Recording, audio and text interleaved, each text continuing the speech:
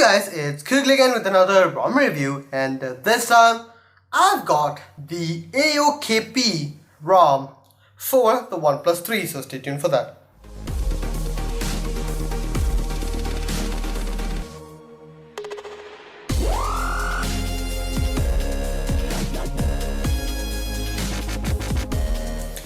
So guys, AOKP is one of the most famous ROMs available for any device for that matter, and well, there isn't an official AOKP which is available for our device on the Marshmallow variant, but tests are going on and this is one such experimental version. So let's get started. Now first of all, what you would see here is the stock lock screen and all that stuff. So yeah, just so you guys know, I am using a custom theme for this ROM, just so you guys know, and it is working pretty well. I really appreciate that. This is AOKP. It was and used to be a Guru ROM where it was an USB based but had a lot of features taken from well, developed for itself, and a lot of ROMs used to copy that and take stuff from there, like dirty unicorns and all that. Right now it is basically a CM based ROM. Again, it is a very feature rich ROM with a lot of features to expand. So let's get started. Now first of all, in the settings, you can see that in the about phone page, device is shown as unknown, which was an old problem with CyanogenMod ROMs where it used to be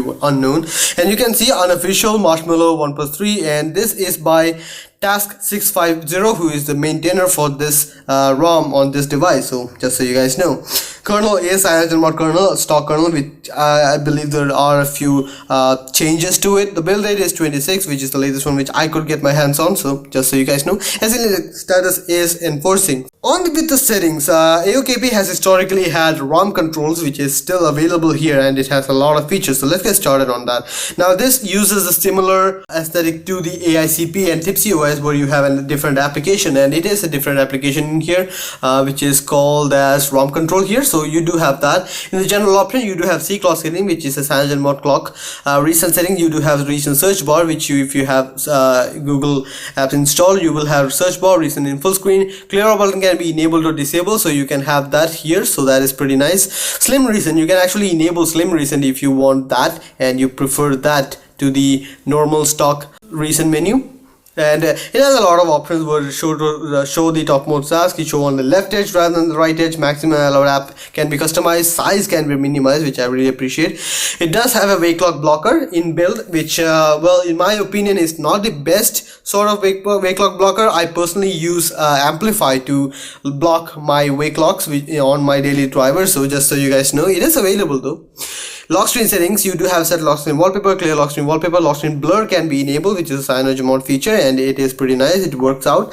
Quick unlock can be enabled. Double tap to sleep on the lock screen, which amazing. Lock screen notification can be enabled, and show weather from the C clock, so that is also available. Status bar option, you can enable the carrier label and custom carrier label, carrier color, carrier text size, all that can be enabled, so that is pretty amazing. AOKP logo can be enabled there, so you can see that.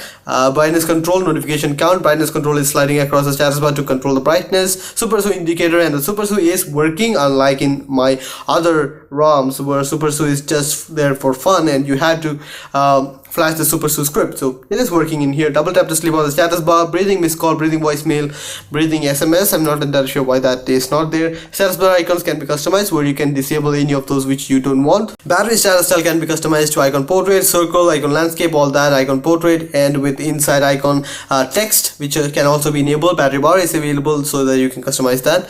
Clock style. Now in the clock style, you do have a lot of options where you can have center clock with AM PM indicator and and the date indicator. Date can be uppercase because you get a symmetry there, and that is pretty amazing. You do have a lot of options which is there, where you can change the font of it, change the font size of it, and position of the date can also be customized, so that's really nice. Network traffic indicator is available, where you can customize that and have what just have a look at what is the network statistics on your status bar. Notification drawer. In the notification drawer, you have quick pull down, where you can select a side of which smart pull down is enabled. This is something which I really appreciate, and I feel every ROM should have this. Number of quick setting tiles per row, I like to keep 4 or 5 if I'm crazy. Number of quick setting rows, that is really important, because I mean, the latest CyanogenMod ROMs, they have pages. I don't mind pages, though I don't like it. But come on, I use a DPI setting of 400, and having 3 rows is like only this much. And that is a huge waste of space in my opinion, and this needs to be in other ROMs also. So just so you guys know, show weather option is available, weather will be available there, so that is cool. Time contextual header can be enabled where you have a picture there. Header image, QoS transparency, task manager can be enabled, and I really like the icon for the task manager, which is pretty amazing, and you have a clear all for that also, pretty nice to see. Now hardware keys, you can customize most of the features. This is the basic CyanogenMod style hardware buttons, so you can have home button can be customized, recent key can be customized, and volume buttons can be customized for playback control and keyboard cursor control, which is amazing. IME features are there, which is for the keyboard, where you can auto rotate, you can enable auto rotate, you can have disable full screen keyboard and show enter key rather than the smiley key. So yeah, that is pretty cool. Power menu, you can enable what all appears in the power menu, reboot menu, setting shortcut, device lockdown, so that all can be available in the power menu, which is also available. So navigation bar settings, in the navigation bar setting, if you are someone who uses navigation bar, there is a lot for you to like in this one, because it actually has the full scale customization for navigation bar. You can add anything like empty button, applications, notification down, torch, camera, even you can have a lot of options here, and I really like this one. This is something which was taken away from the AOKP ROM, so that is really nice. Now it does have PA controls, which I believe is well, I'm not entirely sure. Someone did ask me if there are PA controls and slim pi controls.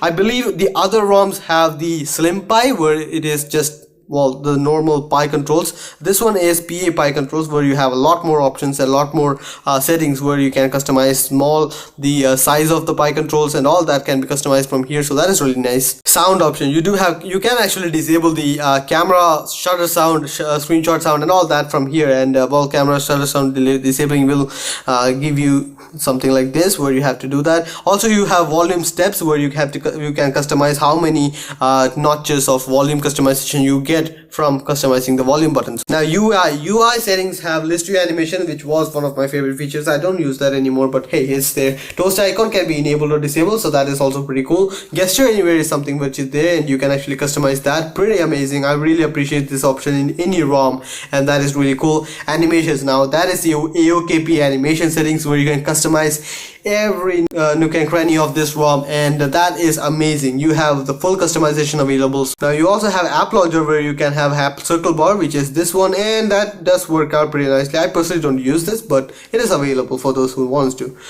Now in the sound settings, it is basically the settings which you get in any other CyanogenMod based ROM. So you do have all of these, vibration intensity, vibrate for call, all of that is available. Display and light settings, you do have live display with color profile, so that is amazing. Display mode is available, where you have a bright mode for outdoor viewing. Picture adjustment and color calibration is also available, pretty nice to see.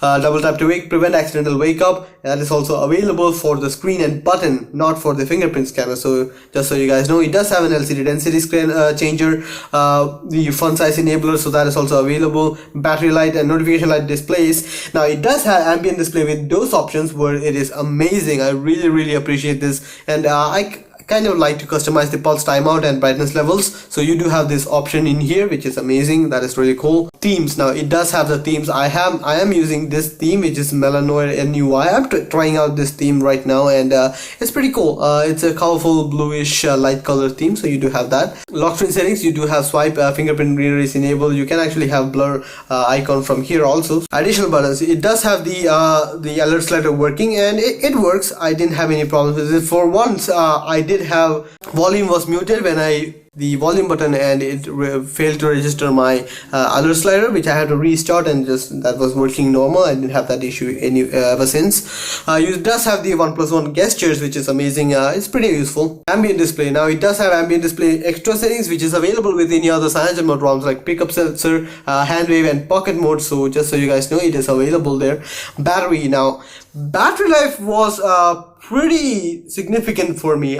It does have wake clock issues and all that, but I just went out and had a music session. I mean, I was listening to Bluetooth workout. I was listening to music for about 1.5 hours, and the battery was at the time at 83%. When I came back after about 2 to 3 hours, it was still at about 77%. But that was the first time which I got this kind of battery rating out of it. Previously, when I was testing it out, I didn't get very good battery life. It was just as about any other CyanogenMod ROM. So yeah, your mileage may vary, but I can guarantee you that it will last you an hour and a half on moderate usage, a day on moderate usage. So that's pretty cool. Now rest everything is what you would expect out of any other CyanogenMod based ROM. Nothing special here, but that's enough, I guess. In the developer option, you do have advanced reboot. You can enable the root access from here. This comes enabled as default, so that is pretty amazing to see. That is really nice. It does have a system restart, a system UI restart, rather than depending on you to use a third-party application. So that is amazing. I really appreciate that. Windows animation scale is actually set to 0.75x, which is my favorite one, and it is set to that beforehand, and I don't have to fiddle with it. Normally on the slider one, you can't select 0.75. You can only select 0.7 or 0.8. So yeah, just as you saw, I can only select 0.8, and now it's not working anymore. So yeah, it does have multi-window mode, which is available, but I would suggest no one uses that just because it's not good enough. Now as you can see, I've been using this as my daily driver for some time now, and it's been pretty good. I was able to get pretty good battery life. The performance is pretty good. I didn't have any slowdowns at all from using this. It works out really nicely. Now here is the Antutu benchmark score which I received with this ROM. That is 450,000 score, which is good, and it's not the best, but still certainly better than the rest of them. So that is something which is really cool. So just so you guys know. Now the camera is the basic camera which you would expect out of a CyanogenMod ROM. So all the problems which you would expect out of a CyanogenMod ROM camera is also present here. So yeah, don't keep your hopes too up. So let me show you guys the boot animation, which is pretty cool. So here is the boot animation for the AOKP ROM, and well, it is indeed infused with magical unicorn bits. So yeah, so I guess that much is it about the ROM. Now in conclusion, this is a very solid stable ROM for an experimentable unofficial piece, but still a really stable ROM with a lot of features, and that does not compromise on the performance or usability. So that is amazing. I really am finding it hard to find a ROM like this. I don't mind using this as my daily driver because it does have a lot of features which I personally see myself using. So yeah, I guess that much is it about the ROM. Hope you guys like the video. Please share, subscribe, and like the video if you found it useful. See you guys next time. Bye.